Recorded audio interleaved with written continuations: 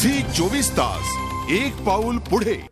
मुख्यमंत्र्यांचं विमान आज तब्बल 1 तास आकाशात फिरत होतं। सिग्नल मिळत नसल्यानं मुख्यमंत्र्यांचं हेलिकॉप्टर उतरणं अवघड झालं होतं।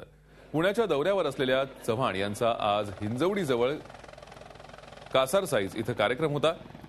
इथल्या संत तुकाराम साखर कारखान्याचा गळीत हंगाम त्यांच्या हस्ते सुरू होणार होता।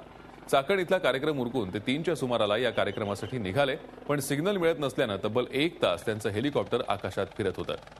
हेलिकॉप्टरमधलं इंधनही संपत आलेलं असताना सर्वच चिंतेत होते। केवळ 10 मिनिटं पुरेल एवढाच इंधनसाठा असताना अखेर सिग्नल मिळाला आणि मुख्यमंत्र्यांचं हेलिकॉप्टर खाली उतरलं। ही माहिती खुद्द मुख्यमंत्री पृथ्वीराज चव्हाण यांनीच दिली आहे। कुठे हेलिकॉप्टरचा रस्ता चुकला माहित नाही, तासभर आम्ही ओरडत होतो। पायलटने सांगितलं माझं आता पेट्रोल संपायला लागले, 10 मिनिटात जर काही दिसला नाही जोर तर मी चाललो परत।